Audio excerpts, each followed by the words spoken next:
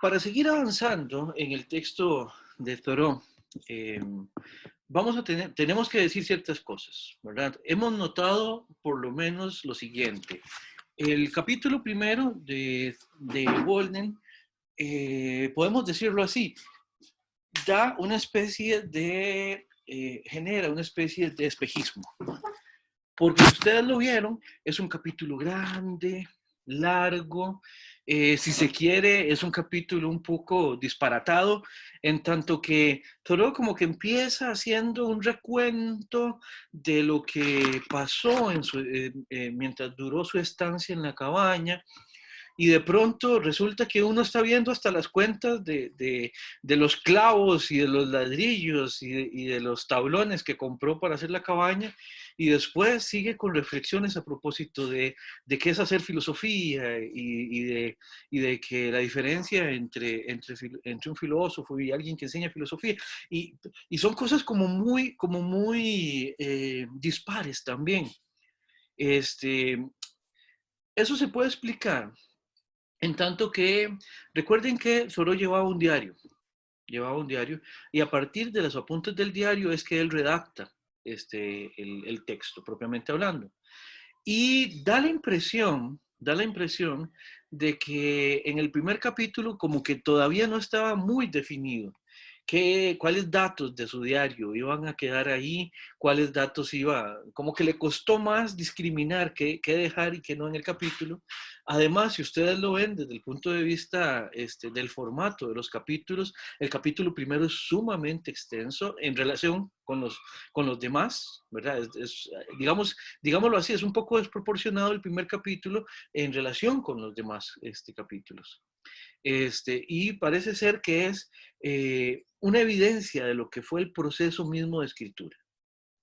El primer capítulo al final terminó siendo el capítulo que terminó quedando más vasto en la obra, más vasto en el sentido de que el pulido final del texto no es que esté de suyo mal, pero no se compara, digamos, con el cuidado que tiene Thoreau en otros capítulos. No sé a ustedes qué les pareció, no sé a ustedes si eso les llamó la atención o si a propósito de eso tendrán algo que decir.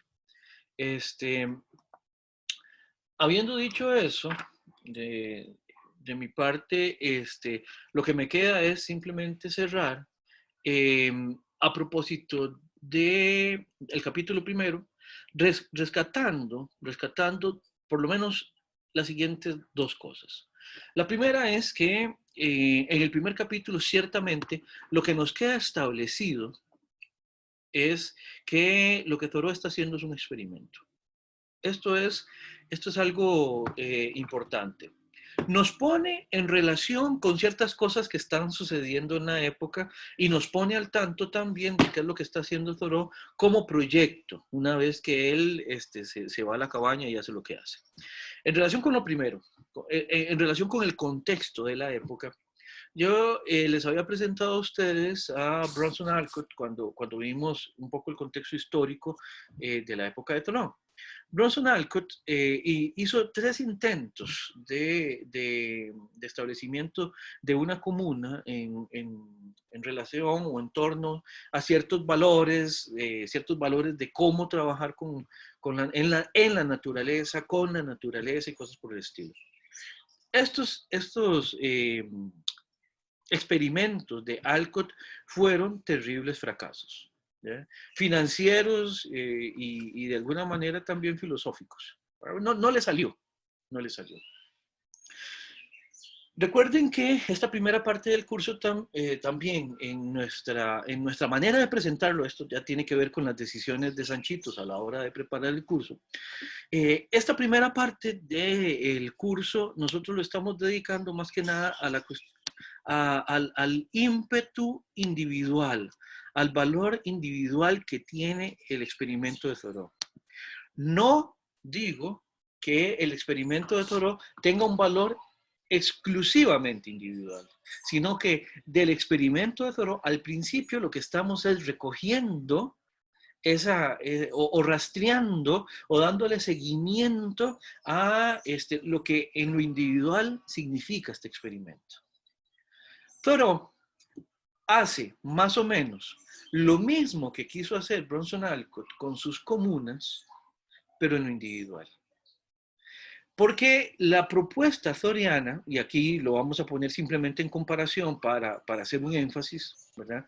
La propuesta de Thoreau va en dirección opuesta a la propuesta de Bronson Alcott, que es que para Bronson Alcott la idea era, bueno, hagamos una comunidad y mediante una comunidad fundada en diferentes supuestos, en diferentes principios o fundamentos de lo que es la convivencia, a partir de eso vamos a cambiar el modelo de convivencia o vamos a tener una alternativa de modelo de convivencia. Y siendo francos, las pretensiones de estos trascendentalistas era mejorar los modelos de convivencia. Thoreau, bueno, dicho sea de paso, tanto Emerson como Thoreau fueron invitados a los experimentos de Bronson Alcott, que se fueran a vivir con ellos, a lo cual ambos rechazaron, ¿verdad? Thoreau, entonces, hace algo similar, un gesto similar, un gesto análogo, pero con otros supuestos, con un par de variables que eran distintas. La primera es que la propuesta de Thoreau fue hacerlo en individual. Obviamente, obviamente eso cambia todo, ¿verdad? Obviamente uno no puede fundar una comuna de a uno, por supuesto, ¿verdad? Sin embargo, haciendo ese cambio de pasarlo de un proyecto colectivo a un proyecto individual, obviamente Thoreau ahí lo que está haciendo es un énfasis en la importancia de la reflexión en lo individual, en la acción individual, antes que en la cuestión relacional. Esa sería la primera cosa. Y la segunda, que Thoreau simplemente lo que está es tratando de ver cuáles serían voy a decirlo así, los juicios valorativos que serían transversales a cualquier posible experiencia social, pero los va a buscar no en el grupo, no en la convivencia, sino que más bien los establece desde lo individual. En este sentido, el hecho de que Thoreau se haya ido a la cabaña, eso es completamente accesorio. Así como para hacer la comuna distinta, bueno, ellos se apartaron, los que se fueron con Bronson Alcott, se apartaron, digamos, del pueblo para poder hacer una propuesta distinta, para poder evaluar una propuesta distinta. En el caso de Thoreau, como lo que él está es buscando en sí mismo, realmente el haberse ido a la cabaña es importante, pero es accesorio. No sé si me doy a entender. No sé si tienen algún comentario, algo que hablar a propósito de esto, alguna pregunta. Profe, buenas Adelante. tardes. Hola. Cuando usted indica que es accesorio, lo entiendo como que si, por ejemplo, Thoreau hubiera decidido simplemente quedarse en su casa actual, encerrado, aislado de las puertas afuera de su casa, digamos, posiblemente usted dice que eso que llama usted accesorio es como extra o no tan relevante. ¿Es así? Tal vez Sí, hubiera tenido igual resultado por estar consigo mismo. Ese era el experimento. es así, es así. Es eso lo que estoy tratando esa es la tesis que estoy tratando de plantear en este momento. O sea, vamos a ver, lo importante no es irse. Lo importante, incluso ni siquiera, Iván, usted menciona, bueno, él se pudo haber quedado encerrado en la casa. Recuerde, para Thoreau lo importante no es aislarse, lo importante no es irse, lo importante no es aislarse. Él pudo haberse quedado en la casa haciendo otras cosas, haciendo otras cosas. Sin embargo, lo que escogió fue irse. De la misma manera que mira, el experimento propiamente hablando duró 2 años y 2 meses y 2 días, ¿verdad? En ese momento Thoreau decidió ya, es suficiente, y tal como se fue, así cerró la cabaña y se devolvió, ¿verdad? O sea, pudo durar 6 años, pudo durar 1, pudo durar menos, pudo no hacerlo. ¿verdad? En última instancia, de lo que se trata no es de hacer eso, digamos, no importa qué es lo que se hace, sino la reflexión que va por dentro.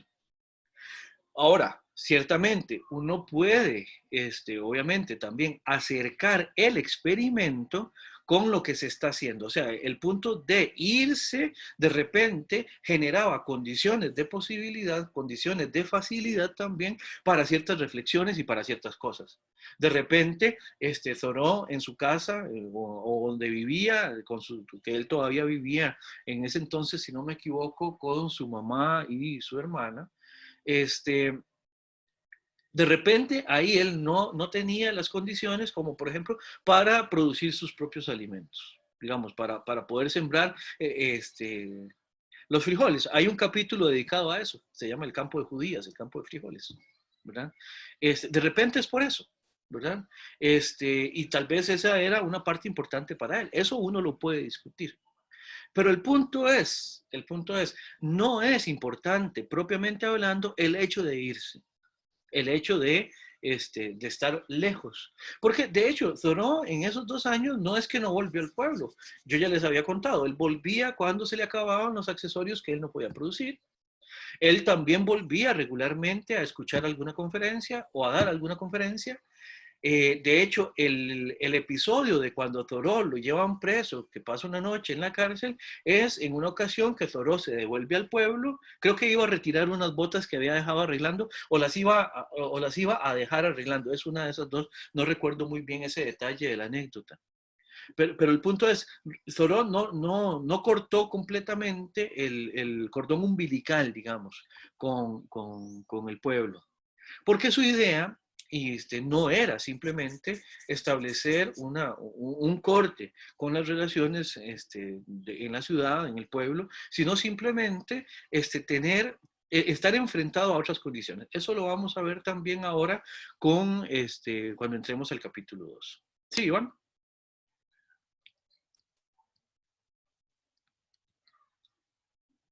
Iván. Sí, profe, de hecho, me parece muy curioso cuando usted indica que él consideró que el tiempo que estuvo, digamos, apartado, fue suficiente, ¿verdad? Eso a mí me deja como el sabor de que él pudo caer en cuenta de que el aprendizaje que buscaba, tal vez al principio su expectativa de ese experimento era una y al finalizar fue otra, es muy personal, ¿verdad?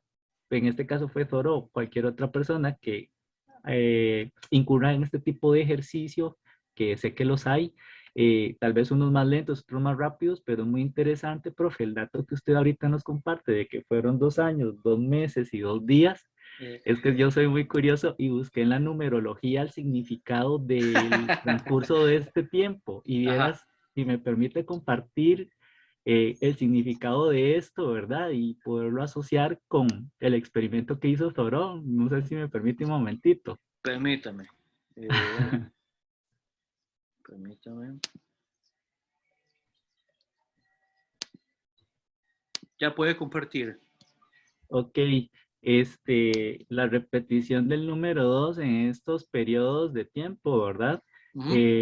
Los expertos, ¿verdad? Yo no soy ningún experto, pero indican que se refiere a un carácter de adaptabilidad, también de sustentabilidad, representa equilibrio, receptibilidad también y modestia sincera en el ámbito espiritual.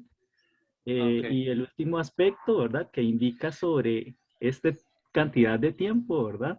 Ajá. Es que demuestra en un mundo de arte sensibilidad y tendencias románticas. Entonces, cuando yo leí esto, sí vi que habían ciertas coincidencias, ¿verdad? Con el autor que estamos estudiando, muy curioso. Ok, bueno, yo lo que le diría es que nada más tener cuidado, porque también puede ser casual, Sí. ¿verdad? O sea, puede que sea de repente una coincidencia, ¿verdad? Y bueno, yo, no sé, vamos a ver. Tal vez hacia el final mantenga esto ahí presente, Iván, tal vez lo podemos retomar hacia el final del curso cuando, no sé, tengamos una semblanza un poco más completa de Thoreau, a ver qué le parece a usted una vez que ya tengamos a un Thoreau mucho más perfilado, ese tipo de interpretación. Si calza o no calza, o si podemos seguir manteniendo la hipótesis de que es coincidente o de que hay algo más ahí, no sé, ¿qué le parece? Sí, claro. De acuerdo, profe. Gracias. Perfecto. Ahora, me parece fundamental esto del experimento, entre otras cosas, porque algo que sí era importante es que en la época estaba este tipo de reflexión de que era importante pasar de la teoría a la acción. Eso sí es fundamental. Hay un montón de temas a donde esto es relevante. Tal vez uno de los que más vamos a visitar en la segunda parte del curso es, por ejemplo, el movimiento antiesclavista.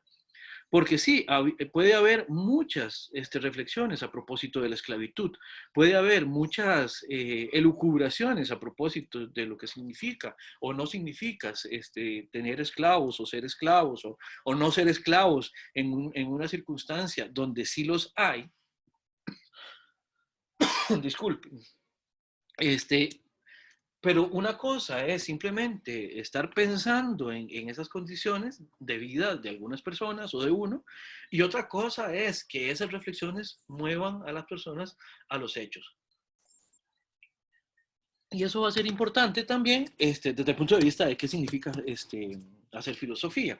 Que ustedes recordarán, en la última clase, esta fue una de las preguntas que hicimos en la actividad, en la actividad para la clase. De que si esto tendrá algún contenido filosófico, digamos, el experimento que hace Thoreau. Ahí está la definición, o esta reflexión que hace Thoreau a propósito de lo que es ser alguien que filosofa, ¿verdad? Y en ese sentido, parece ser que Thoreau se ancla en lo que hemos llamado filosofía práctica para este curso, ¿verdad? Que tiene que ver con la filosofía que no solo reflexiona a propósito de las acciones, sino que tiene que ver con acciones. Y habiendo dicho esto, y esto es algo que no les dije en la clase pasada, habiendo dicho esto, es aquí donde podemos explicar por qué este curso es una crasa traición a Thoreau. Porque básicamente, digamos, Thoreau no matricularía un curso como este. ¿Por qué?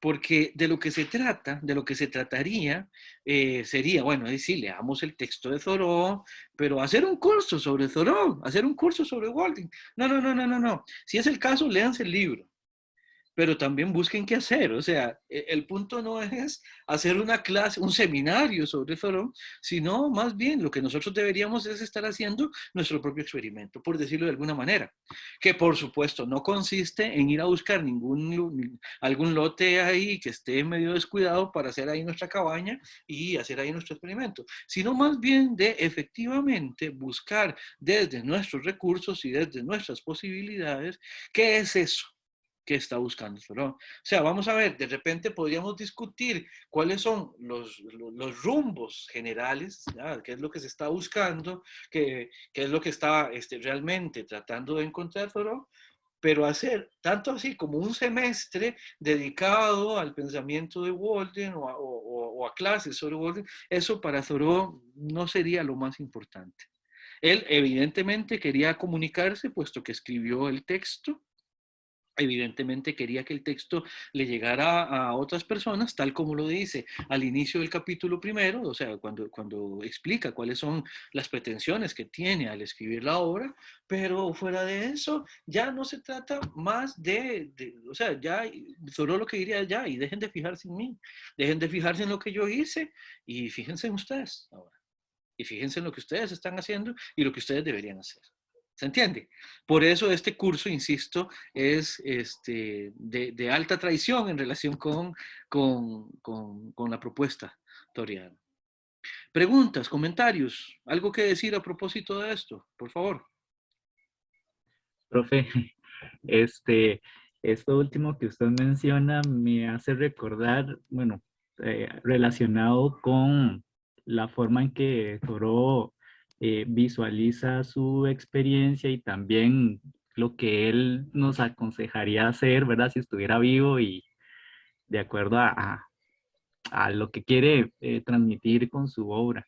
Me recuerda que en una oportunidad cuando estábamos en la presencialidad, un compañero me indicaba que por cosa de él le había nacido poder ponerse en los zapatos de una persona de calle.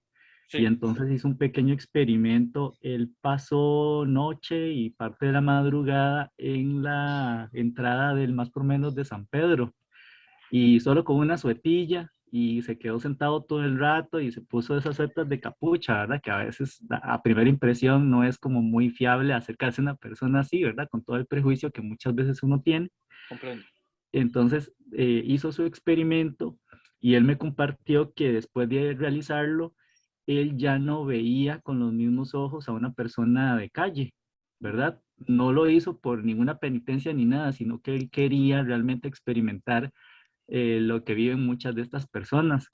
Y me pareció muy interesante, primero, el hecho de que tuviera la iniciativa de querer hacerlo, no tenía necesidad, pero él lo compartió y a mí me pareció muy valioso, porque aunque yo no fui el que experimenté en carne propia dicho acto, creo que pude percibir como la experiencia. Yo sé que de igual manera no lo hice, pero me ha marcado tanto que ahorita lo recordé y lo comparto en este momento, ¿verdad? Cómo a veces esos experimentos le cambian a uno la forma de visualizar, un antes y un después, ¿verdad? Esos experimentos.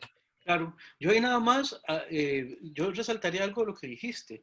Vos me decías, él no tenía necesidad de hacerlo. Vamos a ver, depende de cuál necesidad estamos viendo acá. Si estamos viendo la necesidad, digamos, en este esquema, de simplemente suplir lo más necesario para la vida, pues sí, muy probablemente tu compañero tenía los medios para no tener que pasar una noche en situación de calle.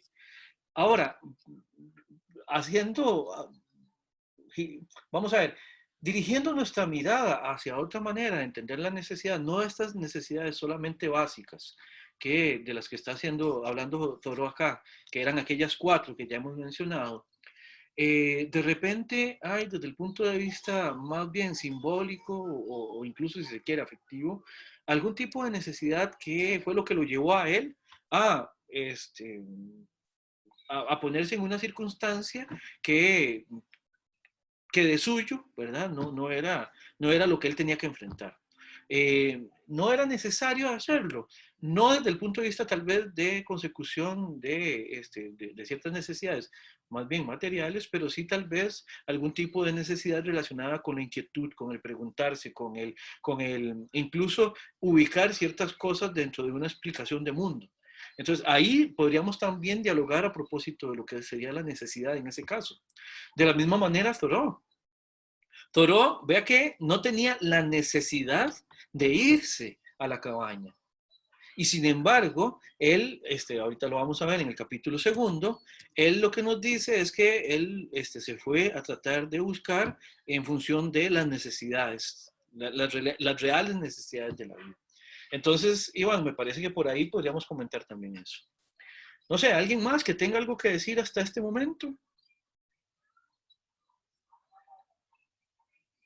Profe, yo le iba a preguntar cuáles eran esas 4. Es que yo apunté alimento, comida, cobijo y techo.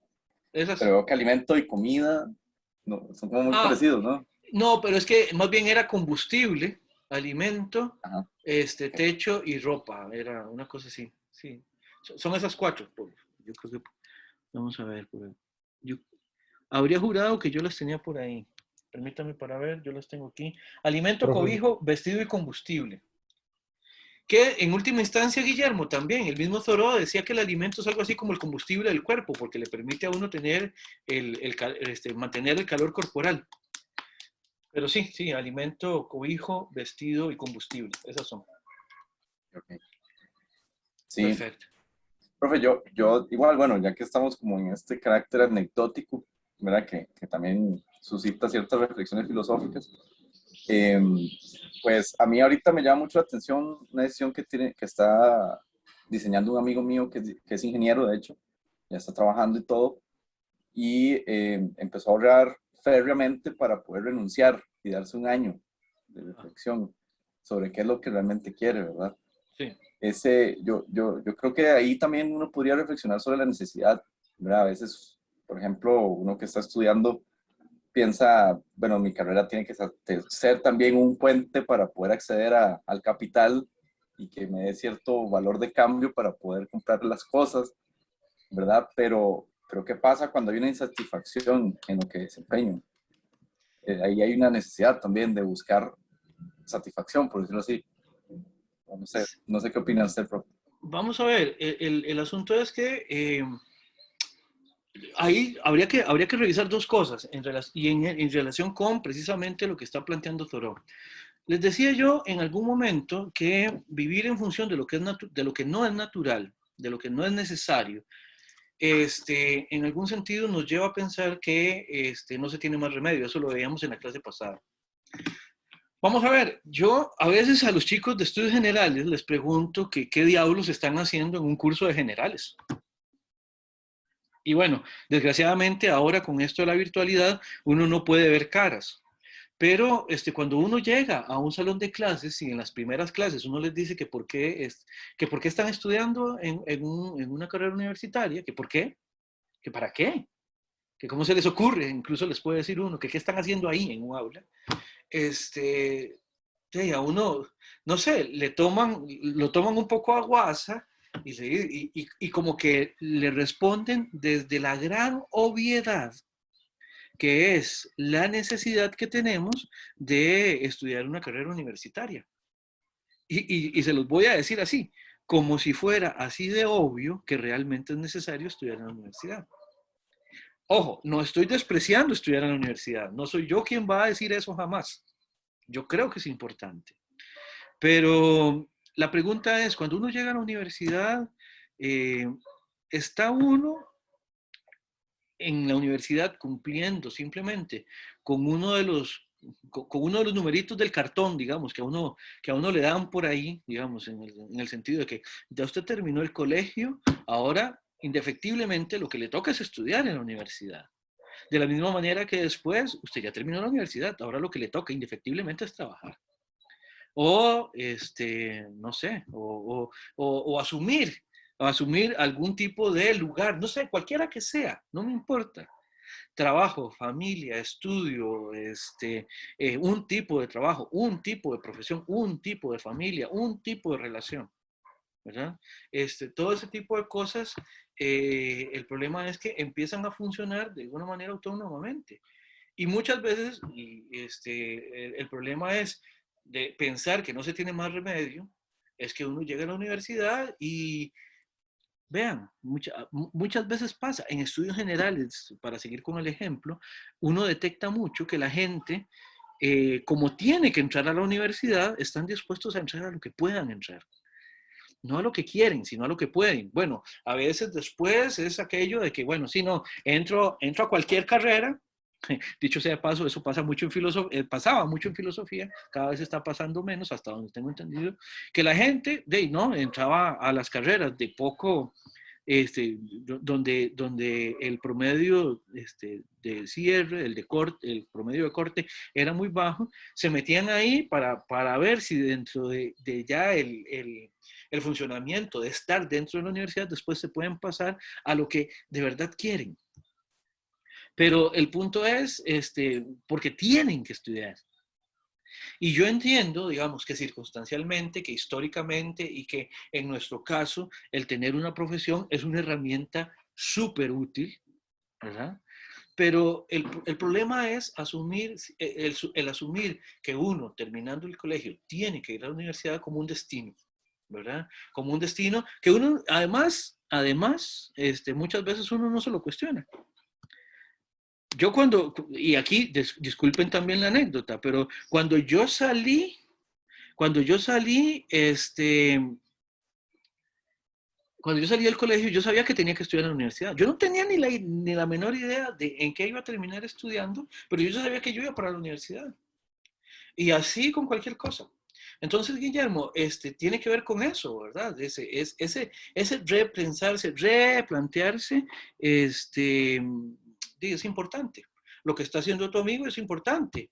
Ahora, la pregunta es, ¿por qué uno no se enfrenta a este tipo de preguntas antes? Desde la escuela, digamos, o cuando está en el colegio de una manera un poco más, o al menos no es habitual que estas sean las preguntas que uno se haga cuando está en el colegio. No sé Sí, si... Ajá. total, profe. Y yo pensaría que a uno lo construyen desde ahí, desde el no hay más remedio. No hay más remedio, tenés que encontrar una profesión que te dé solvencia económica, ¿verdad? Y como que uno opera en función de eso, ¿verdad? Muy automático. Totalmente de acuerdo, sí. Así es, así es. Sí, sí, sí, sí. Y el problema es que esto después sume en cierta desesperanza. Eso lo vamos a ver en el segundo capítulo, que ya ahorita lo empezamos, ¿verdad? Em, Priscila dice en el chat que el análisis de lo necesario se va determinando con el transcurso del tiempo. Eso se debe a que estamos en una sociedad, por así decirlo, determinada. Sí, eso es cierto. Eso es cierto. Y significa cosas muy diferentes también a lo largo del tiempo. Vamos a ver, no es lo mismo evaluar la decisión de la carrera a la que uno ingresa o de aquello a lo que uno le dedica mucho tiempo cuando uno está terminando el colegio, que hacer una valoración de eso cuando ya uno ha pasado algún tiempo en la universidad o incluso cuando ya uno tiene muchos años de haber pasado por la universidad, por un trabajo y uno decir, mira, lo que yo hice y generar ahí el valor o el juicio valorativo que corresponda. Lo que yo hice, y ahí uno hace el análisis. ¿Se entiende? Pero este tipo de preguntas hay que aprender a hacerlas. Thoreau es consciente, y me parece que lo deja claro, es consciente de que este tipo de preguntas no son habituales. Pongo un ejemplo tomado del texto. Cuando él habla de que se topa a un carretero, disculpen, a un carretero que le dice que no es bueno no comer carne, que vivir solo de vegetales no es bueno porque los vegetales no tienen nada con qué construir huesos. Y Thoreau ahí, medio sarcásticamente, o muy sarcásticamente, habla de cómo el señor después se va con sus bueyes, que con un esqueleto muy fornido, construido a punta de puros vegetales, se llevan el carretón que él necesitaba transportar. El punto es, Thoreau ahí lo que está es tratando de situarnos frente a ese tipo de reflexión. No. Esa cosa alternativa de no comer carne, eso no está bien. Lo bueno es lo que siempre se ha hecho, ¿verdad? Y ahí argumenten como quieran, ¿no? O sea, los argumentos que tienen que ver con eso vienen desde muchos flancos, ¿verdad? Y Thoreau ciertamente, me parece, está tratando de purgar un poco su experiencia, en el sentido de que, de nuevo, Thoreau no es tampoco que él lo que está es rechazando completamente todo lo que tiene a mano, las posibilidades que tiene, las comodidades que tuvo. O sea, el asunto no era simplemente renunciar a cosas. El asunto es ver cuáles cosas son irrenunciables. No sé si ven la diferencia. Voy a repetir eso que acabo de decir. El asunto es, Thoreau no se va a la cabaña para renunciar a las comodidades que sí tenía en su casa.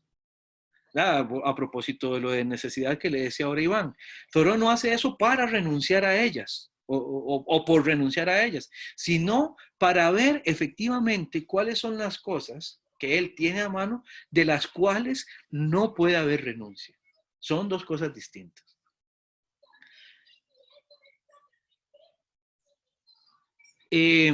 Josué me pregunta de si es como Descartes cuando escribe las meditaciones. ¿En qué sentido, Josué?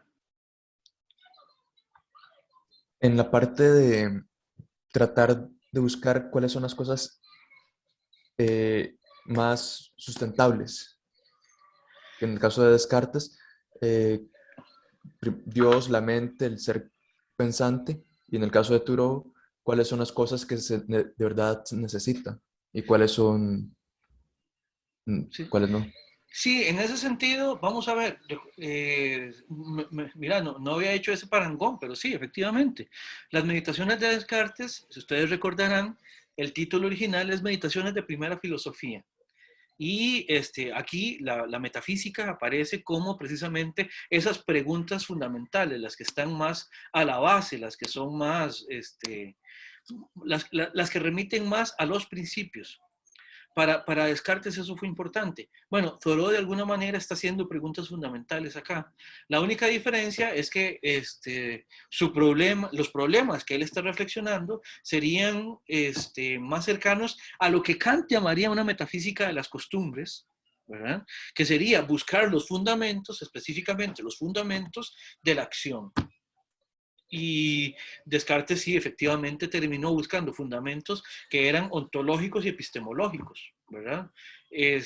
Aquí Thoreau estaría buscando los fundamentos, pero más bien de la acción, de la acción, de la necesidad, tal vez se pone, la parte más metafísica es cuando él habla de algún tipo de naturaleza humana, digamos, en el asunto, de que a veces lo menciona. Pero sí, sería en ese sentido, sí, análogo a las meditaciones. O sea, es un parangón que, como te digo, nunca había hecho, pero me parece que es eficiente. Sí, está muy bien. Muchas gracias. Bien, no sé si tienen algo más en relación con el primer capítulo o nos vamos al segundo. Empezamos ya el segundo. Bien.